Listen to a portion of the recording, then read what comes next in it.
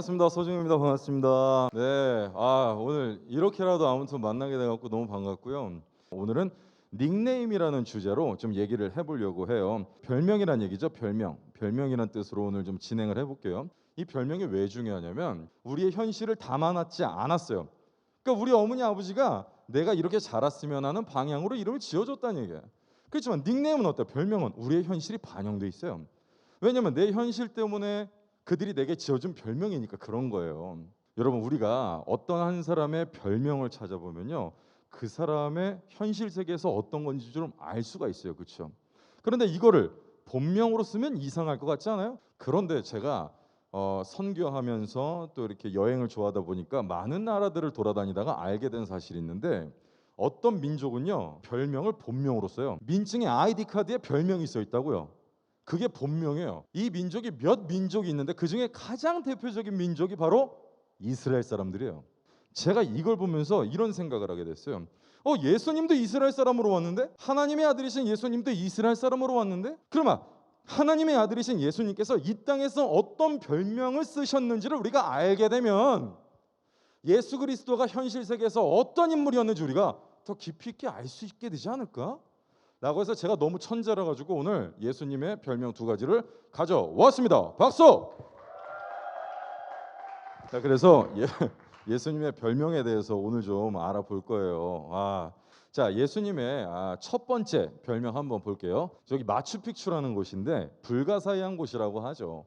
불가사의한 곳이다. 왜냐면 저기가 이제 고도가 한 3,000m 정도 된다고 우리가 그렇게 가정을 해요.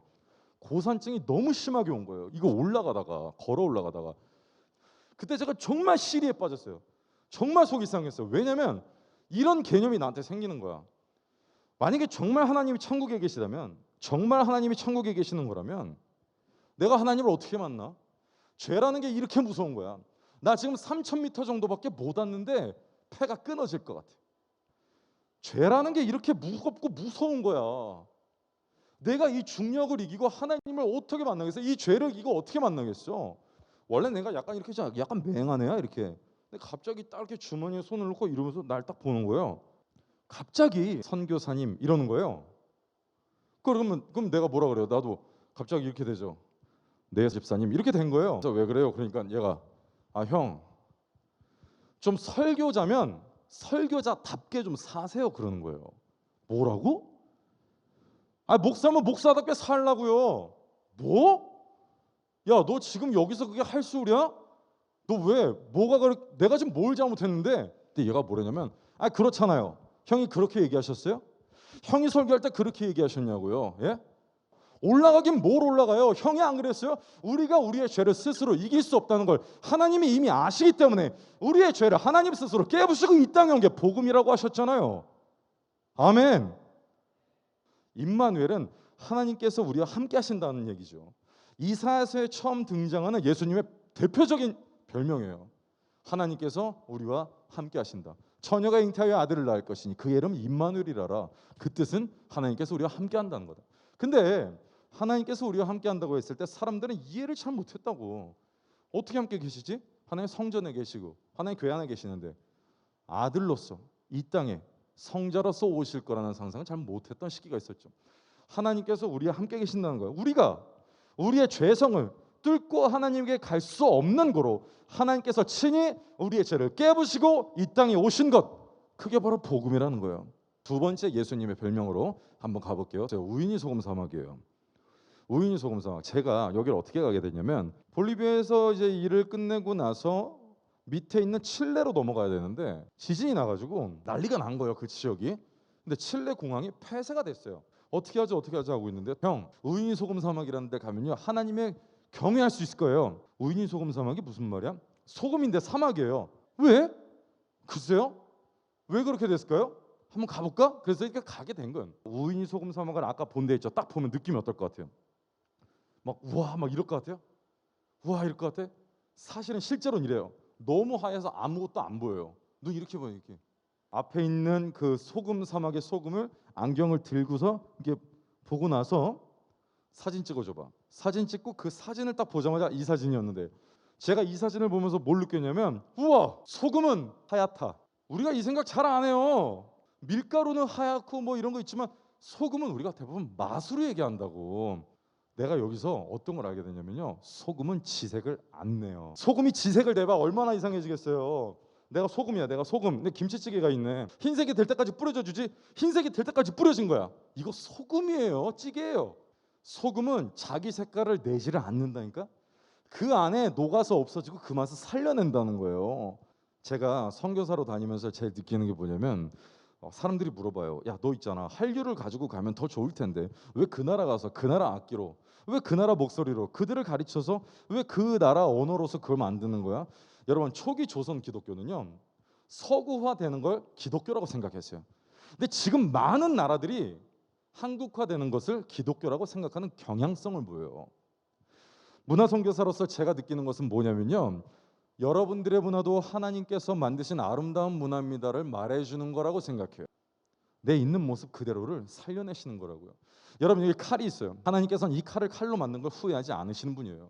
이 칼은 단지 강도의 손에 들리면 사람을 죽이는 것이고 의사의 손에 들리면 사람을 살릴 뿐이에요. 그 모습은 변하지 않아요. 그렇지만 정체성이 무엇인가가 중요한 거란 얘기예요. 그럼 이게 이 우유니 소금 사막과 무슨 상관이 있느냐? 자, 저거 제가 위에 거 읽어드릴 테니까 같이 한번 읽어볼게요. 아가페. 자, 아가페는 자체, 에로스는 가치 중심. 인간은 결국에 에로스를 갖고 있지만 우리가 하나님의 말씀 안에서 아가페를 실현하려고 노력을 하는 거예요. 그럼 이 아가페라는 사랑은 뭘까? 뚝배기를 버려버리고 새 것을 끓이는 것이 아니라 그 있는 자체를 사랑해서 복음으로써 그것을 살려내는 건 어떤 걸 뜻할까? 여러분, 저도 지난 시간 돌아보면요, 없어졌으면 하는 시간이 왜 없겠어요? 하지만 그 숱한 역사 속에서 그 하나를 쏙 빼면 지금 하나님이 사랑하는 내가 아니에요. 하나님께서는 우리 있는 그대로 사랑하신다고요. 예, 여러분 생각해 보세요. 하나님께서 우리의 가치 중심으로 사랑하신다면 나나 여러분들이나 방송 보는 10대들이나 누구들이나 하나님께서 우리를 가치 중심으로 사랑하신다면 그냥 이 뚝배기에 있는 거 버려버리고 딴 거 만들면 되는 거 아니야. 근데 하나님은 안 그래요. 어떻게든 거기 안에 뿌려져서 사라지시고 맛을 내시고 이 세상에서 역할을 하게 하시고 우리가 당신의 품 안에 있다는 것을 드러내신다고요. 그게 아가페 사랑이에요. 이거 그냥 제가 두 단어를 고른 게 아니고요, 성경을 두 개의 단어로 요약한 거예요. 자, 사람들이 물어봐요. 성경이 도대체 뭘 얘기하는데? 요 두 단어예요. 나의 죄를 사하시기 위하여 이 땅에 오신 임마누엘의 하나님, 그 이유가 아가페다. 이게 성경의 골자예요.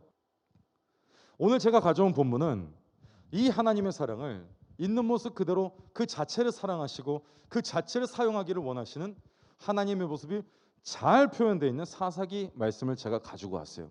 이 에웃에게 네가 사사다 그렇게 된 거야. 근데 문제는 에웃이 리더급이 아니야. 네, 어떤 사람이었는지 한번 볼게요. 맨 밑에 줄 보면 왼손잡이 에웃이라고 중요해요. 왼손잡이. 예전 중동 사회에서는 오른손이 없어서 안 쓰는 게 아니면 왼손을 쓰지 않아요. 나의 우편에 계신 하나님, 이런 얘기 들어보셨죠? 그런 것처럼 오른손이 굉장히 중요한 의미예요, 이들에게는. 그렇기 때문에 왼손잡이란 얘기는 오른손이 없거나 말려있다, 못 쓴다는 뜻이에요. 그런데 여기서 중요한 건 중동 사회에서는, 그 중동 전체에서, 이스라엘뿐만 아니라 중동 전체에서는 오른손이 없는 사람을 사람 취급을 안 하더라. 그러니까 이 사람은 사회적 약자다. 지금 에웃이라는 사람은. 그 위에 줄 보면 게라의 아들이라고 돼 있죠. 이 게라라는 것이 무슨 뜻이냐면 좁쌀이라는 뜻이에요. 좁쌀. 좁쌀. 두 가지를 유추할 수 있다고 해요, 학자들은. 첫 번째, 실패한 농사꾼이었을 것이다. 두 번째, 별 볼 일 없는 작은 인간이란 뜻일 것이다. 아무튼 간에 별로야. 아버지도 별로고 아들은 오른손마저 없네. 여기서 중요한 게 있어요. 그는 곧 베냐민 사람이라. 여러분, 베냐민이란 지파에게 동네 얘기, 동네. 베냐민이란 동네가 있잖아요. 그런데 이게 얼마나 뜻깊은 아가페 말씀이냐면 저들의 말로 정확하게 읽으면 벤야민이에요. 자, 중요합니다. 집중하세요. 게라의 아들을 히브리어로 고치면 벤게라라고 읽어요. 벤이라는 건 무슨 뜻이다? 아들이란 뜻이다. 그럼 위에 벤야민이면 벤야민, 오른손의 아들이에요. 동네 이름이 벤야민은 오른손의 아들들이란 뜻이야.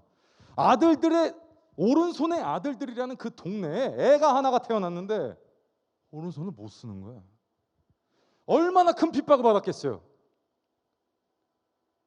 그런데 그런 사람을 찾아오셔서 네가 사사래. 내가 대통령이자 문화부 장관이자 국방부 장관이래. 내가 이게 무슨 일이야? 어떻게 하라는 거야? 그런데 이 에훗이 하나님의 뜻을 받아들여요.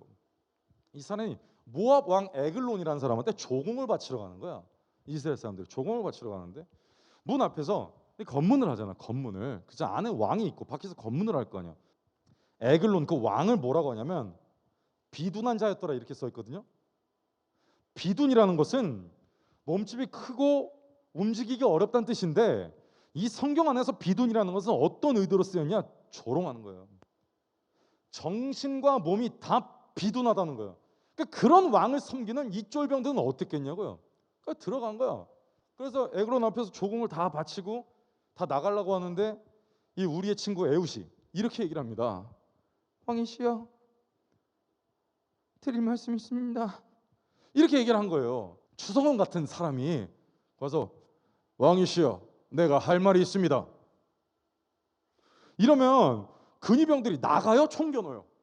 총겨놓지. 아무것도 아니 내가 오로지 왕이시여 드릴 말씀이 있습니다. 그러니까 왕이 뭐 싫어? 다들 나가거라. 다 나간 거야. 다 나가고 그래 할 말이 무엇이냐? 그러니까 이 에훗이 저벅저벅 걸어가더니 왕이시여 여호와의 이름으로 이 칼을 받으소서 푹 찔러서 죽여요. 근데 이 장면이요 엄청나게 나와요.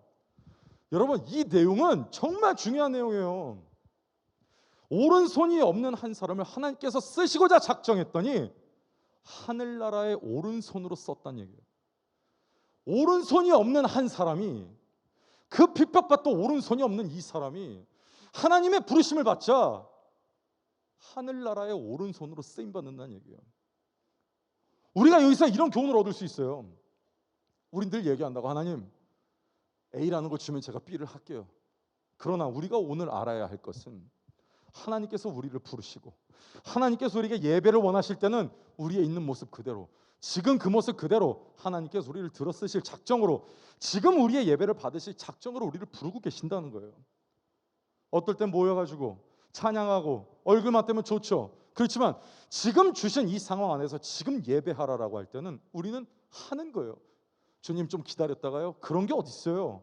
어떤 방법을 내서라도 하나님 앞에 무릎 꿇고 기도하게 되는 그 상황을 우리 안에 선포해 주시는 하나님의 이름 앞에 여러분 순종하시기를 소망합니다.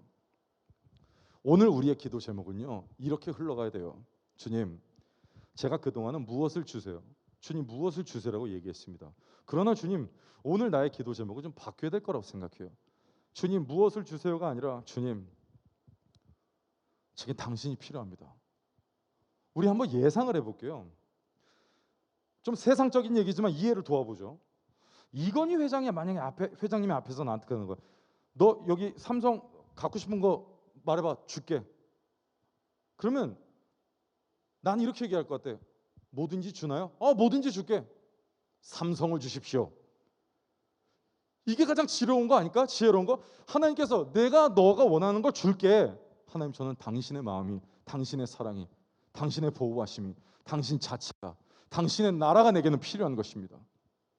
여러분들의 기도 제목이 주님 제게 오른손을 주시면 사사를 할게요가 아니라 내게 주신 환경과 내게 주신 그 어떤 무엇도 주님의 뜻을 거스를 수 없다라는 그 고백이 오늘 이 시간 있기를 소망합니다.